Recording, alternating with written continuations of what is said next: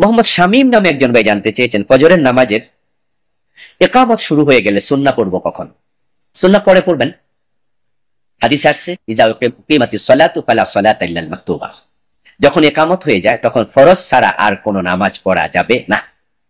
আল্লাহর হাবিব নিষেধ করেছেন, সহিহ মুসলিমের রওয়ায়াত। আল্লাহর হাবিব নিষেধ করেছেন, সহিহ হাদিস। এর বিপরীতে কোনো হাদিস আমার চোখে রাসূলের পক্ষ থেকে পড়েনি।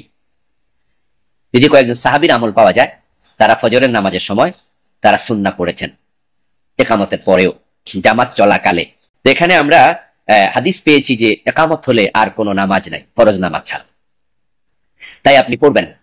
যে কয়েকজন সাহাবীর আমল পাওয়া যায়, ওই হাদিসগুলো আমি এনেছি এবং সাহাবীদেরকে রাসূল ধমক দিয়েছেন সে হাদিসও এনেছি। তারা কেন পড়েছে, রাসূল জবাবদিহি করেছেন, এই ফরজ নামাজ চলছে তুমি কেন সুন্নাহ পড়লা, এভাবে তিনি বলেছেন, ধমক দিয়েছেন। এই ফজরের নামাজ কি ফরজ 4 রাকাত? বলে হুজুর আমি তো সুন্নাহ পড়ছি। এই সুন্নাহ পড়লা কেন? তাহলে তোমারটা বেশি গুরুত্বপূর্ণ ছিল না আমার ফরজ গুরুত্বপূর্ণ ছিল? রাসূল এইভাবে ধমকাইছে। তো এই জন্য আমরা বলবো ফজরের নামাজেও ইকামতের পরে সুন্নাহ পড়া যাবে না। এখন এই সুন্নাহ আপনি পরে পড়বেন, সূর্য উদয়ের পরে পড়তে পারেন। আবার একটি হাদিসে পাওয়া যায় একজন সাহাবী সালাম ফিরিয়ে 2 রাকাত নামাজ পড়লো। প্রিয় নবী প্রশ্ন করলেন, এই ফজরের নামাজ কি 4 রাকাত ফরজ? তিনি বললেন, না ইয়া রাসূলুল্লাহ, আমি সুন্নাহটা পড়েছি। রাসূল বললেন, ফালা ইযান, তাহলে অসুবিধা নেই, আগে সময় পাইনি পরে পড়েছি। এই হাদিস দিয়ে বোঝা যায় সূর্য ওঠার আগেও সালাম ফিরিয়ে ফরজের আপনি ফজরের সুন্নাহ পড়তে পারবেন, অসুবিধা নেই।